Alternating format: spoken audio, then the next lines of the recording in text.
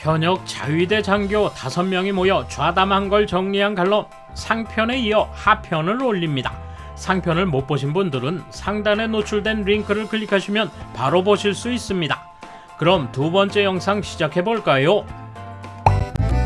통 크신 구독, 좋아요.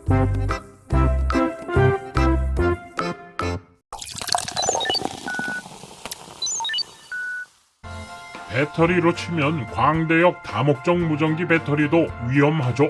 본체와 본체에 접속되어 있는 단말기 양쪽에 배터리가 탑재되어 있는 것도 이상한데 그 단말 측 배터리가 곧 끊어져요. 훈련 내내 배터리 소모 경보가 울린 적도 있었죠. 저 무전기는 코드가 가늘고 약해서 잘 꺼지고 안테나도 잘 부러져요. 이어폰도 귀에 넣는 쪽 고무가 잘 떨어져서 떨어지지 않도록 테이프로 고정해 놓았기 때문에 귀가 아파요. 어지간한 에어팟이 더 좋아요. 방탄복도 키에 맞게 사이즈가 정해져 있을 텐데 벌렁벌렁 3호 사이즈 다음이 5호라 선택폭이 너무 없는 것도 이상하죠. 좀 더 작은 사이즈의 방탄조끼를 달라고 해도 수가 부족해서 안 된다고 일축합니다. 이번에 러시아가 우크라이나 원자력 발전소를 차례로 점거했습니다. 원전이 포격당할 때마다 방사능 오염을 두려워하는 유럽 국가들은 공포의 구렁텅이에 빠졌지만 일본 지상군은 이 지경입니다. 지키기 이전의 문제죠. 거의 몸을 드러낸 일본의 원자력 발전소는 침략자의 입장에서 보면 최상의 목표죠. 게다가 열도의 여기저기에 있기 때문에 그것만으로 지키기 어렵습니다. 큰 부대를 보내지 않아도 쉽게 점거할 수 있을 겁니다. 원전은 여러 가지 의미에서 위험하네요.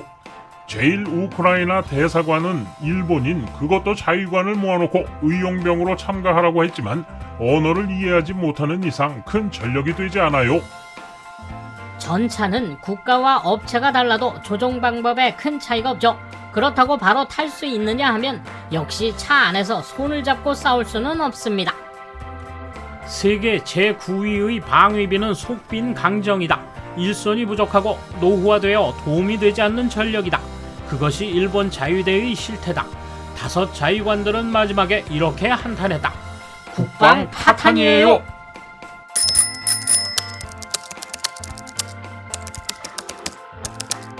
이것은 전시해야 할 이야기지만 비전시일 때부터 더 보충의 가치를 올려둘 필요가 있겠지. 그런 의미에서 징병을 의무화하는 것보다 공무원이 될 자격으로 일정 기간 병역을 부과하는 게 좋을지도 모른다. 재해 파견 시 모르는 사람끼리 일하는 것보다도 단연 부드럽게 운영할 수 있을 테고, 만일 전시에 최전방에서는 어려울 거고 군의 지휘 아래 후방 지원, 보급, 민간인 피난 등의 임무를 현 직원이 맡으면 부담은 줄어들 것이다. 왠지 공무원의 집단화 같은 말을 하는 사람이 나올 것 같지만 자격이 되면 지원자도 늘어날 것이다. 주변국들로부터 어떤 말을 듣든 간에 헌법을 바꿔서 주권 국가임을 보여주기 위해 자위대를 군대로 바꿔야 한다. 그리고 방위 예산을 늘리고 무기 개발에도 힘을 쏟으면 될 것 같다.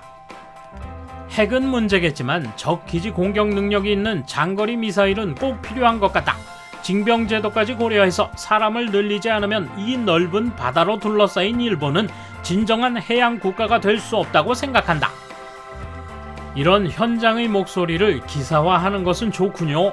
장비의 미비라니 현장을 모르고 리서치도 하지 않는 나쁜 상사가 자기 만족해 마음대로 결정하니까 그렇겠지.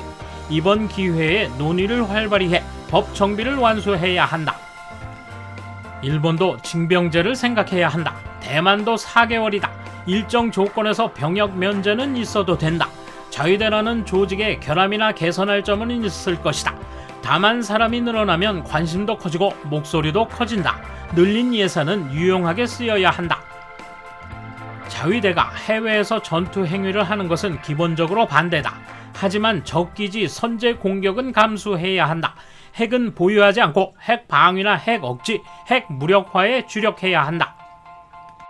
자위대에 있는 사람, 있었던 적이 있는 사람, 방위산업의 일을 한 적이 있는 사람이라면 많든 적든 공통된 인식사항이 아닐까라고 생각하게 하는 기사네요. 자위관이 부족하다면 장비청 근무자나 지방 조달을 담당하는 사람을 보급 업무에 쓰면 될 텐데 이에 대해서는 거센 반발이 있을 겁니다. 누군가 자위관 간부 논문 중에서 이런 운용이 합리적이라는 글을 본 적이 있습니다. 사실 섞여 있으면 다루기가 어려울 수 있죠. 아마 논문 저자는 젊었을 것이고 나이 든 간부로부터 부정적 논문 쓰지 말라고 꽤 혼났을 것입니다. 최종적으로는 꽤 내용을 수정해 제출했을 것입니다. 방위성은 원가에 대한 의식을 강하게 할 필요가 있다고 생각합니다. 그와 동시에 해외 검사원이 면밀히 개입해야 합니다. 다른 부처와는 존재 의미가 다르다고 생각합니다. 사람, 돈, 능력이 충족된 조직은 세계 어디를 찾아도 없다. 적은 사람, 돈, 능력으로 최대 퍼포먼스를 발휘하려는 노력을 계속해야 한다. 만약 구태 조직이 기능 부전에 빠졌을 때는 신흥 세력이 대체하면 된다. 국방에서 자유 경쟁의 이점을 취할 수 있는 것은 군수 산업이므로 무기 개발에 대한 과감한 규제 완화가 이루어져야 한다. 일본도 주제를 도입해 다른 나라에 침략 당하더라도 헌법 구조와 비핵 3원칙을 금과 옥조로 지키려는 사람들의 주를 확보하고 그 외의 사람은 국방과 군사력을 발전시킬 수 있는 주로 이주할 수 있도록 선택지를 마련해야 한다. 일본의 군사력 발전을 봉인하기 위해 미국 주도로 만들어진 헌법 구조가 빛난 것은 2010년까지다. 중국이 일본의 GDP를 제치고 일본의 영해 영토에 끼어들기 시작했다는 사실을 온 국민이 직시해야 한다. 미국의 무기고로 불릴 정도까지 일본의 군수산업을 키워야 한다. 나 자신을 포함해 평화에 익숙해진 일본에서 목숨을 걸고 방위에 투신할 사람이 도대체 얼마나 되는가 하는 것도 문제이고 방위 차원에서 얼마만큼의 인원을 확보해야 하는가도 문제다. 노동인구 중 적지 않은 비율을 경제적 비생산자에게 할당할 필요가 있고 노동인구가 적어지고 있는 일본으로서는 경제와 방위를 모두 돌리지 않으면 안 된다는 점에 균형을 맞춰야 할 어려움도 있다. 경제를 돌리든 나라를 지키든 역시 우선은 어떻게든 인구 감소에 브레이크를 걸 필요가 있을 것 같다. 이번 우크라이나 침공에서 그 배경이나 원인 등은 우리 일반 국민이 전혀 알 수 없으며 우크라이나의 득과 실을 보고 딱하다거나 물가가 오를 것 같다거나 그 정도인 게 사실이다.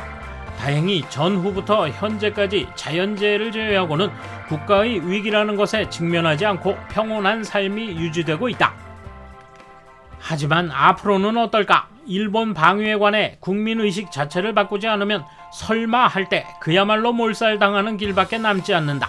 어느 나라도 일반 국민은 전쟁을 원치 않는다고 생각한다. 하지만 특히 사회주의, 공산주의 국가들은 그렇지 않다. 일부 독재자의 뜻에 따라 일은 크게 달라진다. 어쨌든 침략 전쟁이 일어나면 반드시 희생자가 나온다. 핵 억지력, 무기의 근대화, 자위대의 조직 강화 등 외교와는 별개 차원에서 설마에 대응할 수 있는 국가여야 한다. 돌쇠 한마디. 천문학적인 돈을 쏟아부었지만 내용면에서 허술하기 그지없다는 한탄이군요. 한편으로 그들이 이런 점을 문제 삼으며 전쟁 가능 국가로 나아가려는 의도도 엿보입니다. 감사합니다. 돌쇠 물러갑니다. 이번 소식은 여기까지입니다. 시청해주셔서 감사합니다. 돌쇠처럼 우직하게, 만인처럼 화끈하게.